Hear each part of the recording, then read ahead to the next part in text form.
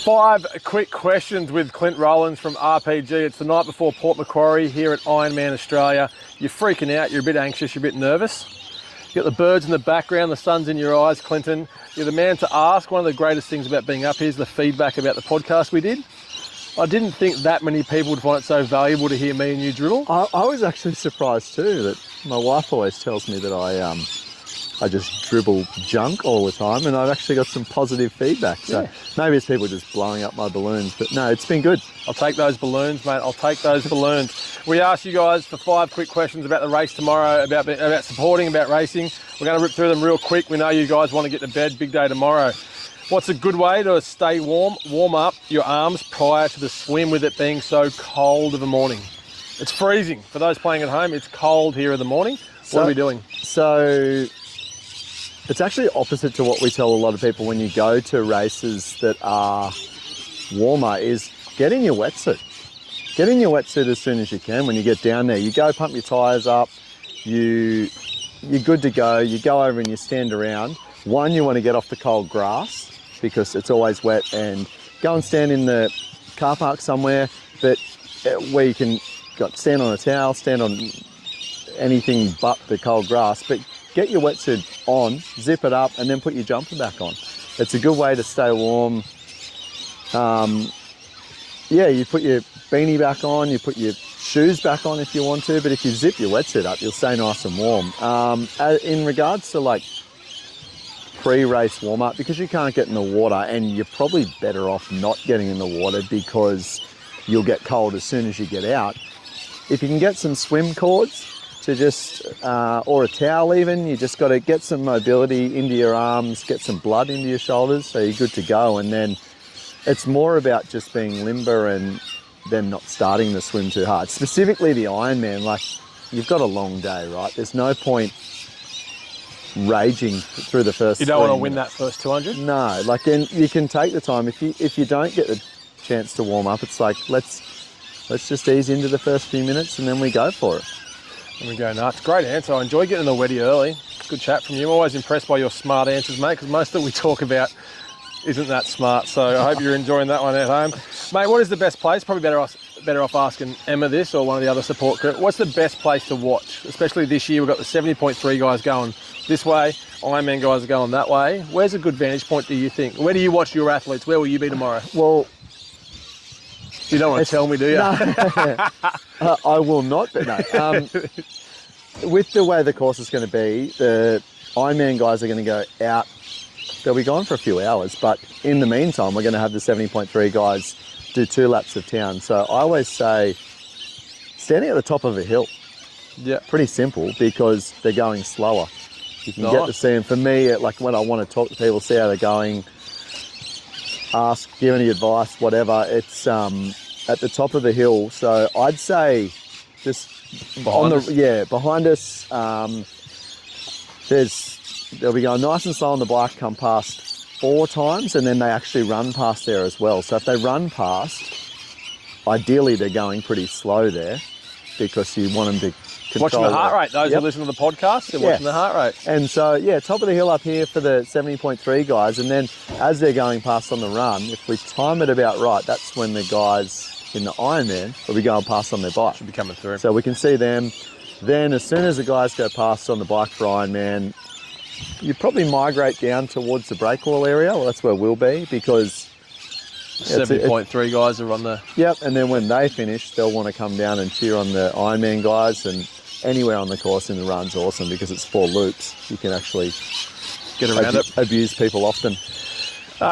This one, and we noticed this happening quite a lot in the Athlete Village. I've just bought a heap of nutrition, or the shiny new nutrition you get at the Athlete Village. They told me that I should probably take it every 45 minutes, mate. Should I rip into it, or should I stick to what I know? That's what's referred to as a coach killer, Bojo. No. Whatever you've been doing, that's a firm no. Whatever you've been doing in training, whatever that is, just stick to that. And if you can especially if you're nervous, a lot of people decide that, they're nervous and they're going to, maybe if I have a bit more, I'll go quicker.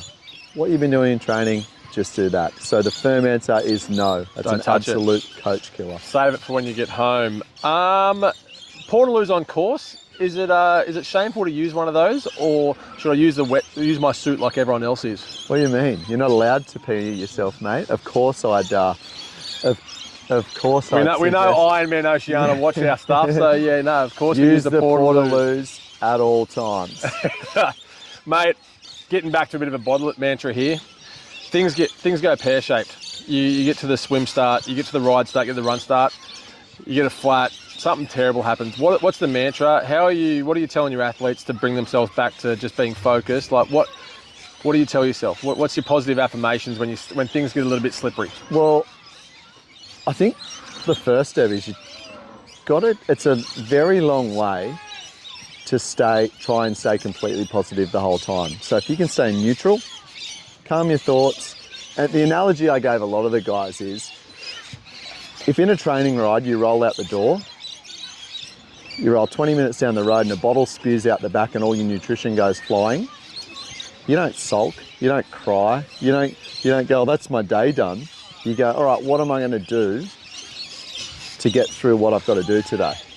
And then you work out the plan and you move forward. So I'd say if you can take the emotion out of the day, remain pretty neutral, and then if something goes wrong, the first thought should be, what can I do now to fix this? Come up with your plan, move forward. So in that scenario, we hear that one happen quite a bit. A lot of people, the wheels fall off once they lose something they had, and they got so much attachment to it because it was a part of their plan. Yeah. What you're saying is, if that does happen, you know you've got aid stations. So maybe, okay, well, I know I can get a banana and a gel and substitute for something else. So just process the way through it. Well, and come up with the plan of how you're going to do it, right? So it's like, say you lose a bottle in the first half hour or whatever it is. You go, all right, I've got X amount of carbs on me for the ride, so I'm going to space them out a bit more. It'll mean I'll need to grab 2 gels on course and drink a bit more water. You come up with that plan. That's the plan in your head. That's what we go with. Sensational, mate. Simple. Thank you for calling into the Bottle It studio. Always my pleasure. So beautiful studio we have up here at Port Macquarie, mate. Are you excited? Do you like this? Do you need a race? Like, what are you feeling? Certainly don't need a race. I